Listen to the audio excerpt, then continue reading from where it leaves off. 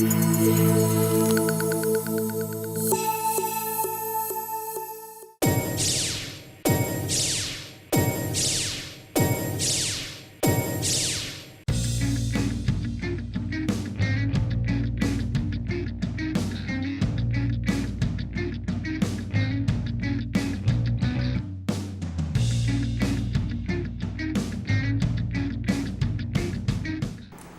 noite, programa Canal Aberto entrando no ar, hoje com o tema Perdão, Gratidão e o Reflexo na Saúde do Ser Humano.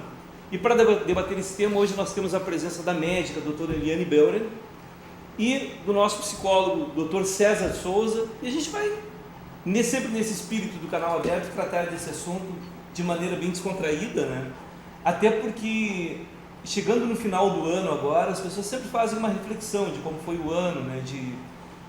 Das experiências que a gente teve, de algumas mágoas que a gente carrega, né? Da necessidade de perdão, de não guardar rancor, e também o aspecto da gratidão, de agradecer, né? Sempre dizer muito obrigado frente a todas as situações, porque todas as situações servem para o amadurecimento nosso, né? do nosso desenvolvimento pessoal. Doutora Eliane, seja muito bem-vinda. Suas considerações iniciais. Muito obrigada, Fernando. É um prazer estar aqui com vocês, podendo discutir um pouquinho desse tema tão importante. Então, agradeço o convite. E na realidade, assim, ó, já fazendo uma pergunta, já iniciando com uma pergunta. No seu atendimento, enquanto médica, então aparecem situações lá, muitas vezes, sei lá, de hipertensão, de ansiedade, diversas situações. A senhora, num primeiro momento, já conhece o problema, já tem como fazer um diagnóstico, já tem como encaminhar para um especialista? Como é que funciona isso? Bem, tudo começa com uma revisão geral, né, do paciente. Perguntando as suas queixas, fazendo uma revisão de todos os sistemas e órgãos, né, vendo a história familiar. E é claro que neste momento a gente já começa a perceber se existe algum componente emocional, psicológico, né, que possa estar trazendo a sintomatologia psicossomática que nós falamos. O que é isto? Muitas pessoas têm diversos problemas e acabam somatizando esses problemas, com dores de cabeça, com dores no peito, com dores abdominais muitas vezes, não é? E uma série grande de sintomas. E a gente sabe que o estresse, o sistema nervoso pode agravar, levantar a pressão, descontrolar diabetes, produz mais cortisol, enfim, e isto altera toda a cadeia metabólica. São produzidas substâncias, por exemplo, o estresse, ele aumenta o nível de cortisol. O cortisol aumentando, ele vai interferir numa porção de outras substâncias que vão estar agindo no cérebro. São neuromediadores químicos cerebrais. Então, existe toda uma rota metabólica que pode, sim, influenciar, no caso da pessoa estar nervosa, estressada, amargurada, triste, com alguma coisa presa dentro de si. E muitas vezes, em grande parte das vezes, se a gente começar a conversar, a gente vai perceber que os problemas de relacionamento, familiares, no trabalho, amizades, relacionamento conjugal, com filhos, existe muita amargura dentro do coração das pessoas. E esta raiz de amargura vai gerando, às vezes, processos crônicos e, né, por consequência, muitas vezes depressão.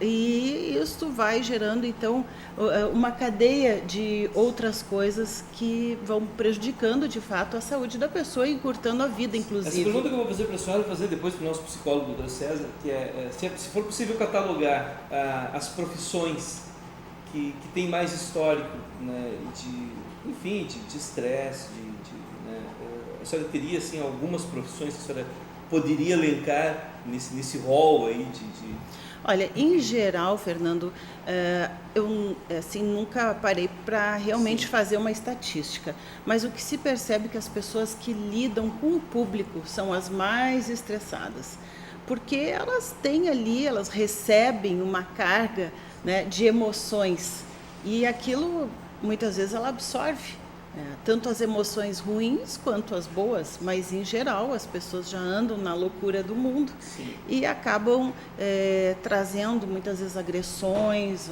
ofensas, ou mesmo aquela pressa, aquela irritabilidade que a pessoa está, até porque, além dos problemas corriqueiros, às vezes a pessoa já não está bem porque também tem uma amargura no seu coração, uma dor, enfim, e aquilo é transmitido para as pessoas que atendem o público. E esse número, geralmente, dependendo da profissão, pode ser muito grande. Servidores públicos, professores, né? Os próprios médicos até. Os médicos. Mas outros, bancários, por exemplo. Tem várias profissões que lidam com o público, né? E juízes, por exemplo, advogados também, né? É uma série de profissões. Acho que quase não escapa assim nenhuma. Acho que só quem trabalha meio sozinho. Eu posso falar para mim que a adrenalina, a carga que a gente sente, por exemplo, quando entra numa audiência por vezes tensa, questão, por exemplo, de direito de família, que geralmente tem um conflito estabelecido ali, envolvendo crianças muitas vezes, né? Então nós como profissionais, é fato, a gente tem uma certa ansiedade quando adentra o recinto ali da sala da audiência e se depara com o juiz, né, com a outra parte, e toda aquela tensão, principalmente quem conhece o processo todo, que o advogado está ali por dentro do processo, então doutor César, mas aí falando também da questão dos professores, daqueles que lidam diariamente não só com os alunos, mas lidam com os pais, muitas vezes até com a equipe diretiva, que exige, né, a situação, por exemplo, até a própria situação do funcionalismo público estadual, os professores do Estado, essa situação toda de parcelamento de salário, né? Então, tudo isso é um acúmulo. Os policiais, né? Policiais, olha a carga de estresse que esses profissionais passam, né? Lidam entre a vida e a morte, muitas vezes situações graves, e às vezes no final do mês uma remuneração pequena. Então vem as coisas pessoais, é realmente uma classe que a gente tem que... Dupla jornada de trabalho, que às vezes eles têm um bico lá de noite numa segurança de algum lugar, alguma coisa, né? Que acontece também. Doutor Sérgio, seja muito bem-vindo. Então a gente estava conversando aqui, e no seu atendimento lá na ponta, quando o senhor se depara com esse tipo de situação, porque geralmente a doutora Eliane encaminha para o senhor. Exatamente. Em alguns casos encaminha para o psicólogo, outros para o psiquiatra, né? Outras formas de terapia também, né? Porque existe a musicoterapia, existe, né, diversos tipos de terapia. Mas no seu caso, como é que o senhor trabalha nesse sentido? Como é que é a demanda no seu local de atendimento? Né? O que o senhor tem observado, assim, principalmente nessa questão desse acúmulo que se tem em virtude da sua atividade profissional? Bom, Fernando, eu posso ver na ponta ali, quando nos encaminhados pacientes e eles chegam até o nosso consultório, a gente pode observar que essa sobrecarga que o mercado hoje ele implica sobre os profissionais, e principalmente aqui a gente já está elencando algumas profissões, né, como a do policial, como a do professor. Bom, eu trabalho no IPAZEM e eu atendo professores, em sua maioria, né? Bom, é um trabalho estressante, porque realmente lidar com pessoas não é uma atividade muito fácil, né? Uma atividade muito tranquila. Eu recentemente escrevi um pequeno artigo no jornal do IPAZEM, trazendo esse tema sobre a inteligência emocional, né? Porque ainda é muito pouco falado, né, sobre ela, muito pouco sabido sobre ela, né? A inteligência emocional a gente aprende a lidar, a gente aprende a desenvolver, aprende a treinar essa inteligência, né? E é importante para os profissionais da área da saúde, para a área da educação, porque a gente tem que saber lidar com esse tipo de ambiente, né? No meu consultório hoje eu posso observar essa debilidade, né? A gente não tem um trabalho, a gente não tem uma desenvoltura dentro da sala de aula, dentro da escola. A gente vê a necessidade dos alunos, a gente vê a necessidade dos professores, a gente vê a necessidade do corpo diretivo também, em poder contar com profissionais ali mais próximos para que possa desenvolver muito mais esse trabalho e possa diminuir também esse estresse, essa tensão, todo esse problema que acarretam a ida do nosso profissional até os serviços de saúde, né? Perfeito. Dados estatísticos, assim, né? Claro que vocês não vão ter, talvez não tenham essa, mas a questão da saúde da mulher, principalmente da mulher hoje, que ela tem uma jornada dupla, às vezes até tripla de trabalho, né? Em 3 situações diferentes, às vezes numa escola de manhã, numa outra escola de tarde, né? São 2 níveis de estresse, às vezes entre uma escola e outra, depois de noite a responsabilidade com a casa, ou às vezes num terceiro turno numa outra escola, né? Tem professores que também atuam em cursinhos, enfim, né? Em EJA, etc., no turno da noite. A senhora, no atendimento à mulher, tem algum diferencial, com certeza, né? Que hoje, e isso vem historicamente, a gente pode buscar desde a época lá do advento da pílula anticoncepcional, que conferiu uma liberdade maior à mulher. Diria uma socióloga amiga minha, ela disse o seguinte, que não, antes da pílula anticoncepcional teve o advento da bicicleta, porque a bicicleta permitiu a mulher se locomover e sair de casa, porque sempre essa redoma onde a mulher estava lá, única e exclusivamente para criar os filhos, né? Então hoje a gente tem no mercado de trabalho, uma boa parte do mercado de trabalho sendo ocupado pelas mulheres, às vezes não ganhando a mesma coisa que os homens ganham, né? Mas a gente vê as mulheres ocupando todos os espaços, né? E isso também trouxe uma... como é que a senhora sente isso no decorrer desses anos que a senhora atende as mulheres? Teve uma diferença de uns anos para cá? Sim, com certeza as mulheres têm sofrido uma carga de estresse bastante grande, devido ao acúmulo de funções e também porque muitas vezes, como tu disseste, a mulher ela não é tão bem remunerada, mas as mulheres em geral elas são multifunção, né? Diferentemente do que alguns homens. E isto faz com que haja uma sobrecarga também de trabalho, porque se vai assumindo coisas e coisas e coisas, e realmente a responsabilidade, aquelas coisas inerentes da mulher, que é cuidar da casa, dar atenção para os filhos, dar atenção para o marido, né? Todas essas coisas também preocupam. E o homem ele já é de trabalhar fora, daí quando chega, geralmente as coisas estão prontas, não tem tanta aquela responsabilidade. Essa cultura ainda existe, apesar das mulheres estarem à frente de muitas coisas, em muitas frentes.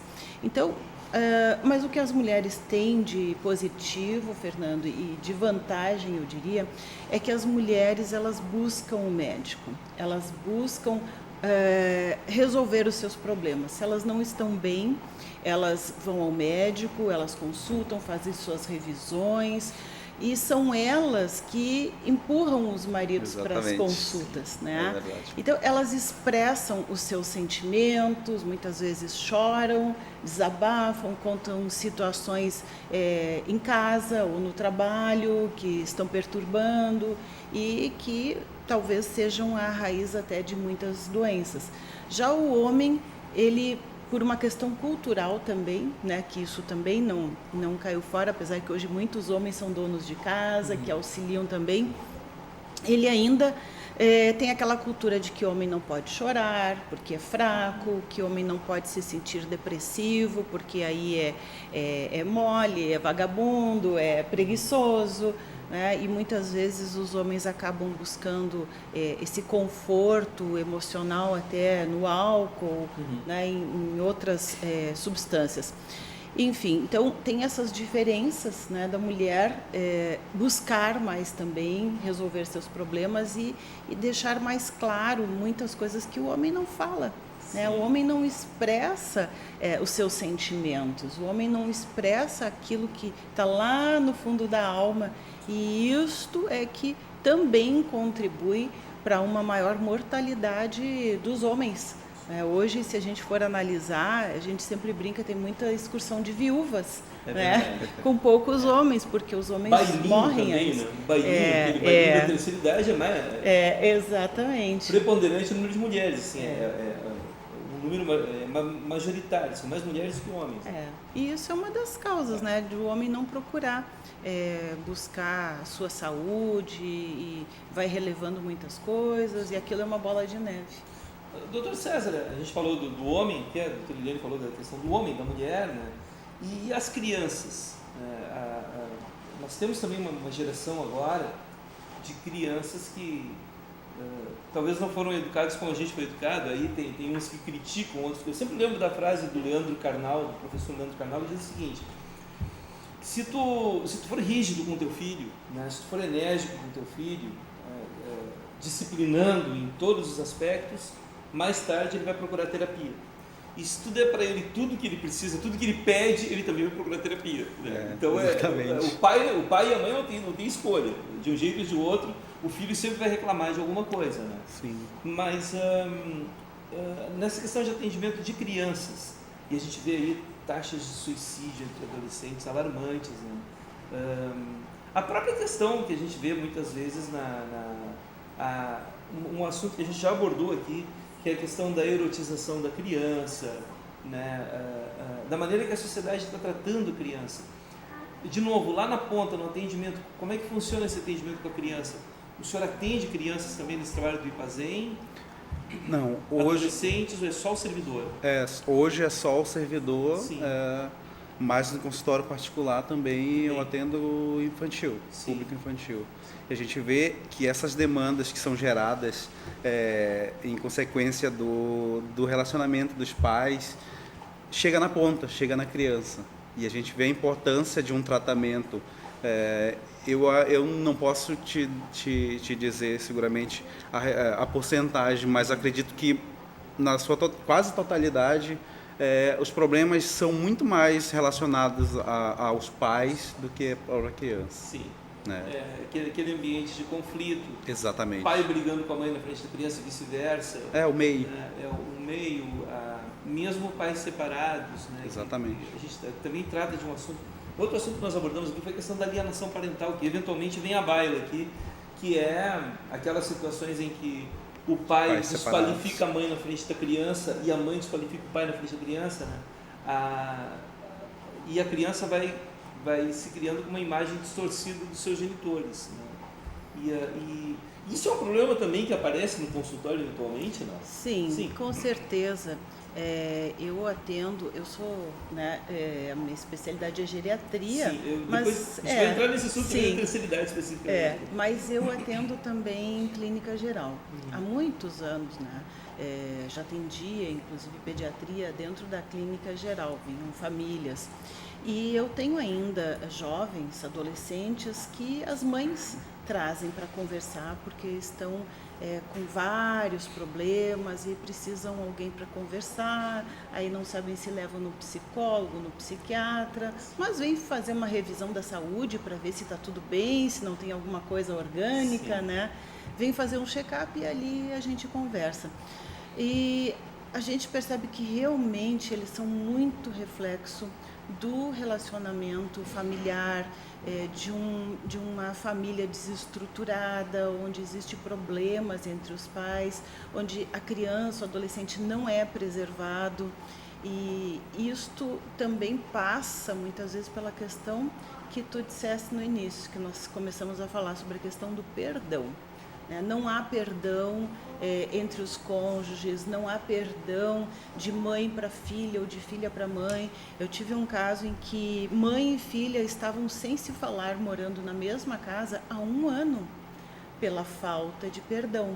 Imagina quantas consequências, porque o perdão, quando ele não é liberado, quando não se pede ou quando não se libera o perdão, aquilo fica uma amargura congelada, né? Enraizada, e aquilo vai crescendo, porque vão vindo sentimentos que só vão piorando.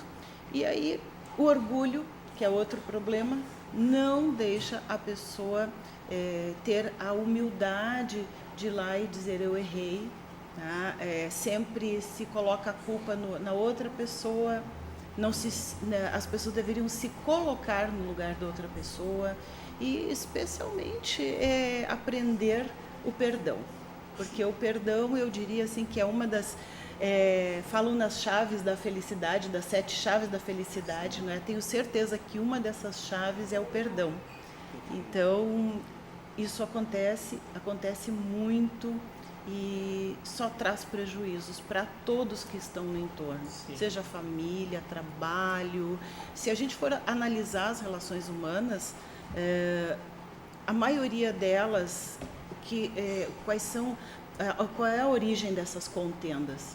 É a falta de perdão, o nosso ego, que é muito grande, não é? Exatamente. E não consegue, digamos, olhar o outro com olhos também de amor, de admiração, vendo o valor, empatia, o valor que a outra pessoa tem também, né? Porque ninguém é perfeito. Sim. Todos temos qualidades e temos falhas também. Vocês notaram que a gente está problematizando no primeiro bloco, para entrar no segundo bloco, falando especificamente do poder da gratidão e principalmente do poder do perdão, né? Então a gente está trazendo todos esses problemas aí, esses problemas da existência humana que desde os primórdios lá, né, originaram tantas guerras, tantos conflitos, porque inicia em casa, né, inicia uma família tendo conflito, depois a família briga com a outra família e assim vai se disseminando a violência. Por outro lado, no momento que se a gente vive numa sociedade onde há gratidão, onde há amor, onde há perdão, onde há respeito,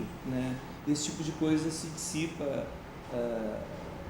Essa questão, por exemplo, que existem aí em muitos países, até no Brasil hoje. No Brasil a gente vê que muito embora não haja guerra, uma luta armada, né, que as pessoas estão com revólver, então, né, por outro lado, existe uma guerra onde quem se posiciona a favor de uma coisa já é taxado, né? Extremismo. É extremista.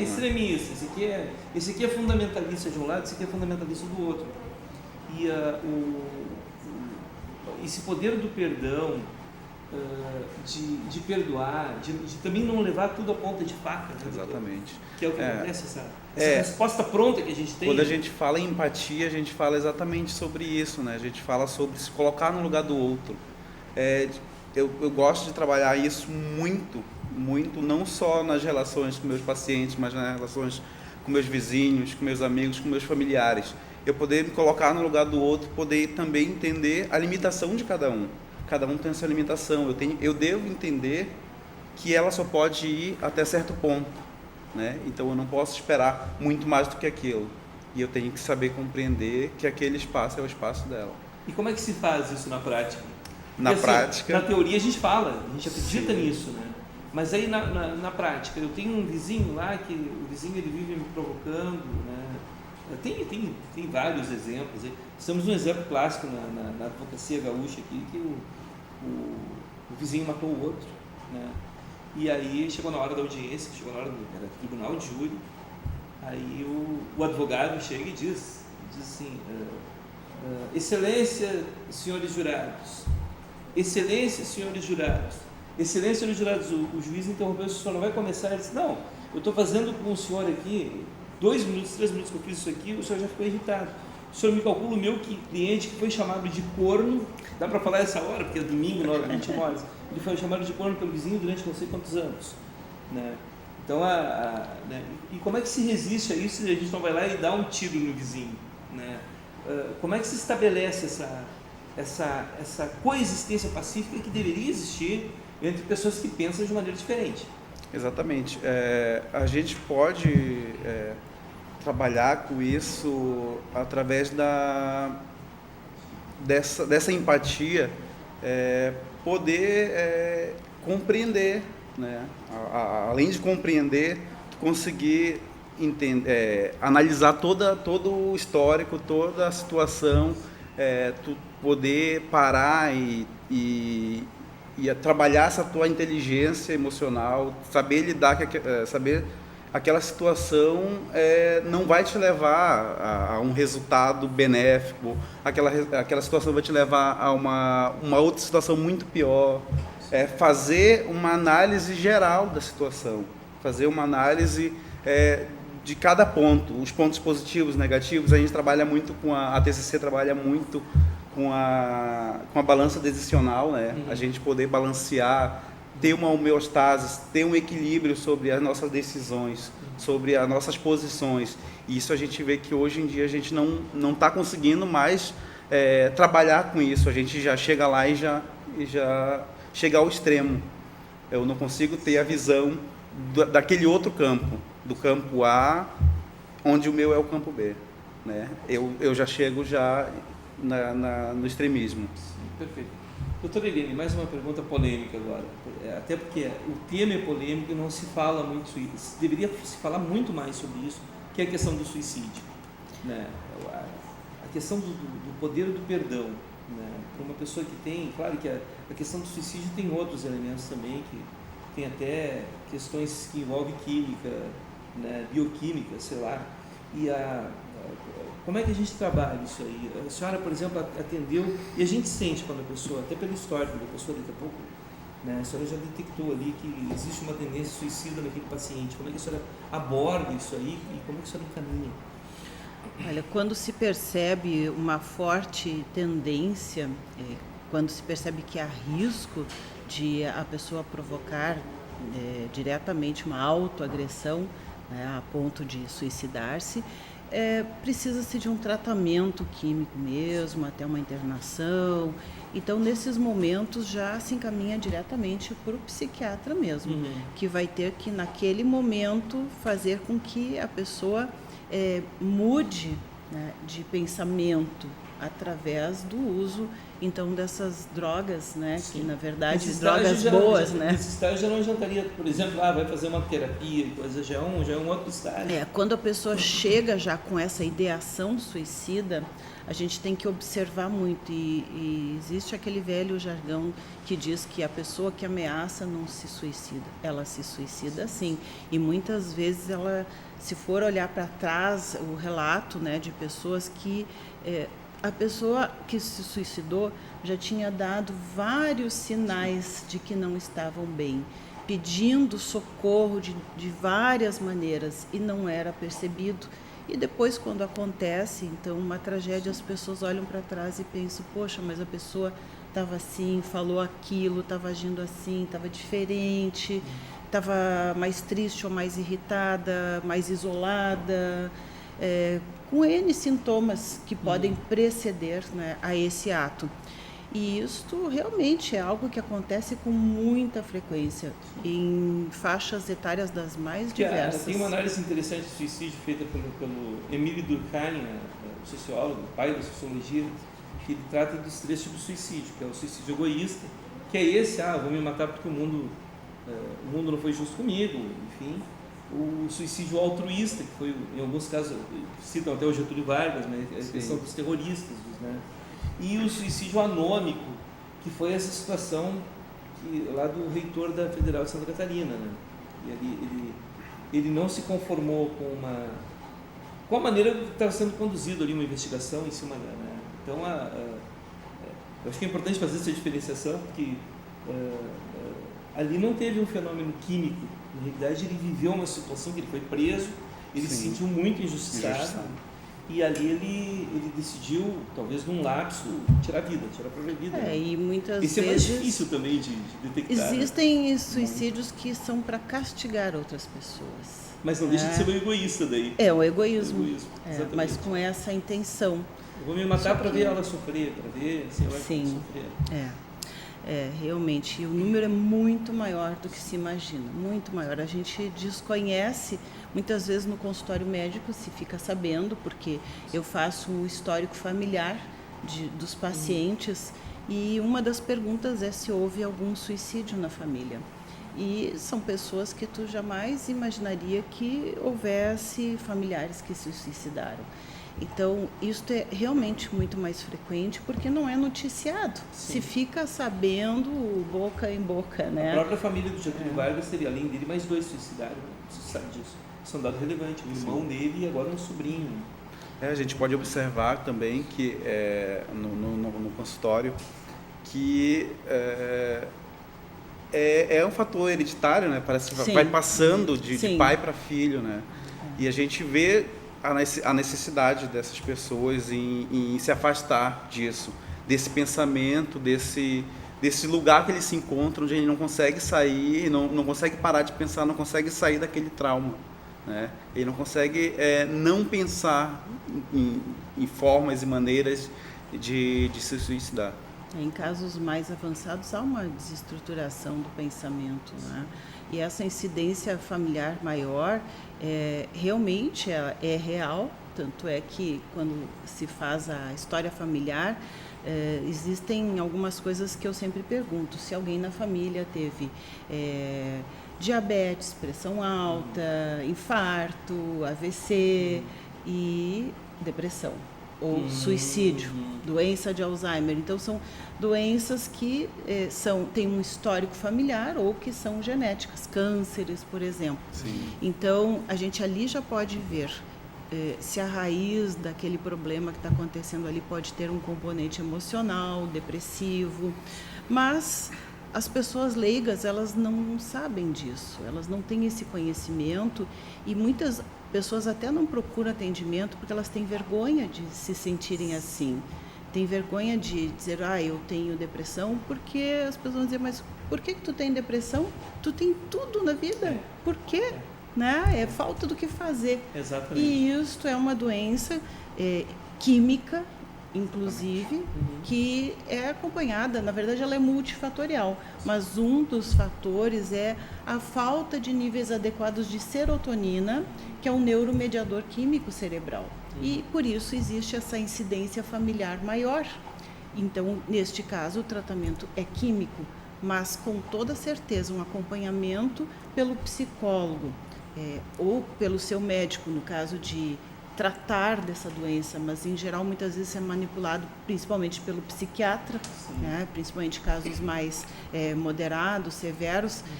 O tratamento químico é importante e as outras condições externas, porque às vezes as pessoas, a pessoa ficou depressiva desde que perdeu o filho há 20 anos atrás. Sim, aquilo pode ter sido um desencadeante, um fator que veio trazer à tona uma condição pré-existente.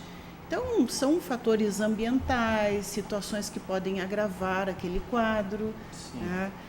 Mas o importante é que as pessoas percebam e que possam estar auxiliando no sentido de encaminhar para um médico ou para um psicólogo para estar vendo melhor, né, a profundidade daquilo ali. E que as pessoas não se enganem, quem ameaça pode se matar sim. Nós vamos fazer um pequeno intervalo agora para os nossos apoiadores culturais e voltamos no segundo bloco. E a gente problematizou no primeiro bloco, agora a gente vai falar efetivamente de gratidão e de perdão, né? Desses ingredientes aí tão fundamentais para a boa saúde do ser humano.